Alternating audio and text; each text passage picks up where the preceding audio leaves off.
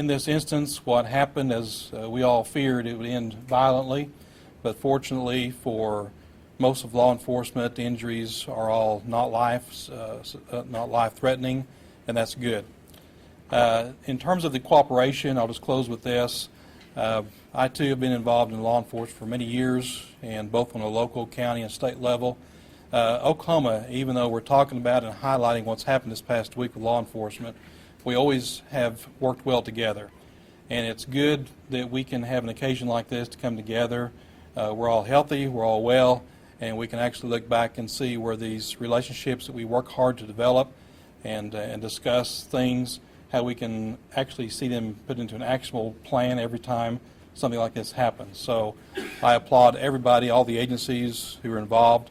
Most importantly, I want to applaud the citizens. We received numerous information and tips from the public, and we say that many times in press releases about instances and cases and things of this nature where we're trying to bring some sort of resolution. The public certainly did and always plays a vital role in helping us resolve these things, and so our hats are also off to the public for the service they provided in helping us bring this to a conclusion. Sheriff Bruce Peoples, the Custer County Sheriff, will be coming up next. Good afternoon. I'm Bruce Peoples, the Sheriff of Custer County. In the video, you're going to see the roads that this incident occurred on are all in Custer County. I want to take this opportunity to, on behalf of the citizens of Custer County, to thank all of these agencies that come together to help apprehend this individual. He was a direct threat to our community, and it's on behalf of them and the members of my department who participated for long, hard hours to make this come to a successful conclusion. We greatly appreciate. Our next speaker is Sheriff of Oklahoma County, John Wetzel.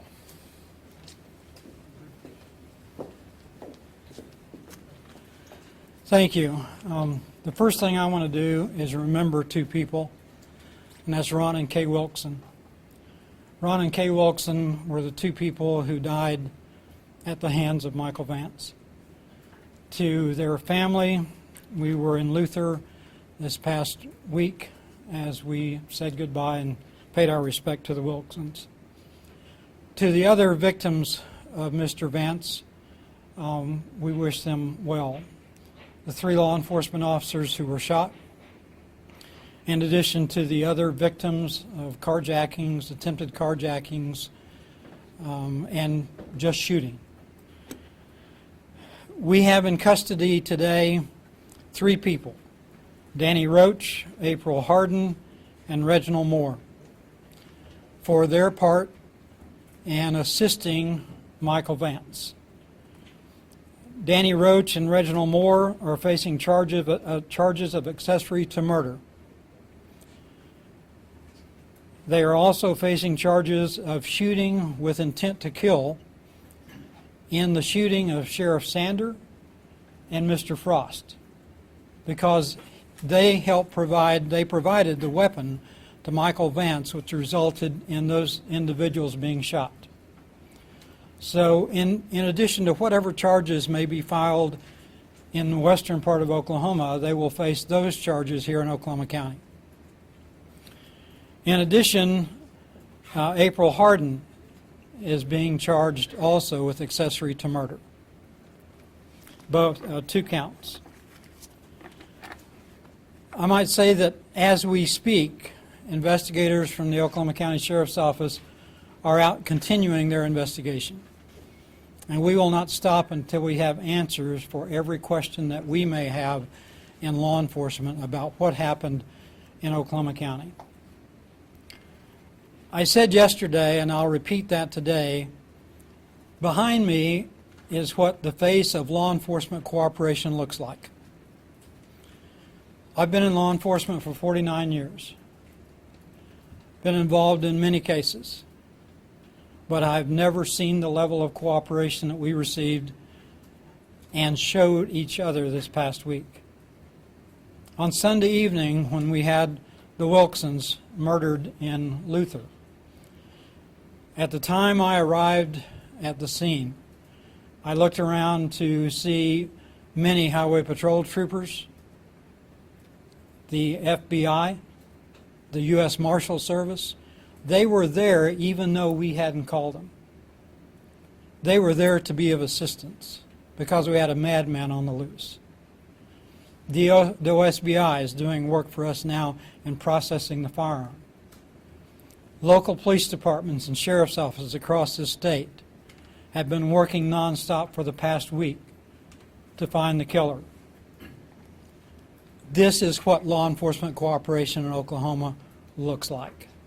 I could not be prouder of what I have seen and witnessed, both personally and as an agency, this past week. And for those brave men and women who put themselves in the actual line of fire this last Sunday night, I say they're heroes. They will go down as heroes. And we're thankful that none lost their lives. With that, it's my honor to introduce the Roger Mills County Sheriff, Darren Athey.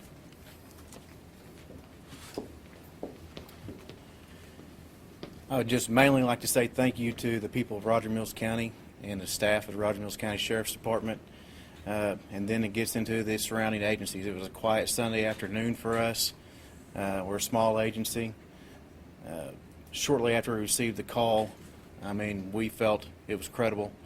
We felt we knew who we were looking for and what we were dealing with. Shortly after I arrived in Hammond, Captain Knighty with the Oklahoma Highway Patrol arrived, and a command center went up quickly. I was very impressed, and I was glad that they were there. The Oklahoma State Bureau of Investigation, the FBI, U.S. Marshal Service. Again, I'd like to thank the citizens. We've been circulating social media all week, just not sure that he was gone. And the citizens stepped up. They remained calm. One agency that has not been mentioned, the Oklahoma Department of Wildlife. We have a lot of public lands. Vance had a lot of places to hide in Roger Mills County. The Drug Task Force, all the surrounding counties. I'm happy and I'm confident that whenever I send out a call, my peers, the surrounding counties, Ellis County, Dewey County, Custer County, Beckham County, Hemphill County, Wheeler County, we're there for each other, and we'll be there for you, and thank you. And Chief Estes with Wellston Police Department.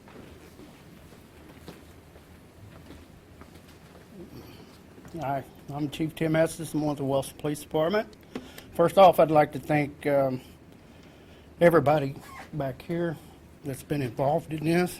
Sorry I'm getting a little emotional, but I'll get it. It's been a trying time for our town. Kind of give you an update. Officer Sean Stewart, he's still recovering. His recovery is going to be slow. I believe he has to see a specialist today. We're thinking probably 3 months or so before he gets back. Officer Jim Hampton should be back. His recovery is going well and should be back in the next couple of weeks. On behalf of myself, I'd like to thank the town of Wellston for all of their support, prayers, calls. Also, we have calls from several different states, even asked if they needed to help us on anything, and we advised them that we're doing what we want. A special thanks to Sheriff Charlie Doherty. Some of his guys has helped me cover the shifts during the nighttime. It's just been a tremendous week. With you never dream anything like this will ever happen, but man, these guys, A1.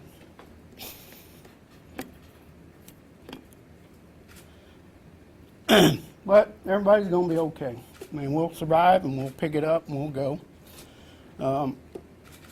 I'd like to thank the media that's kept the story going. and let people know all across the state of Oklahoma that this man was out here, and we didn't know for sure where. And it worked out. He got caught out in western Oklahoma.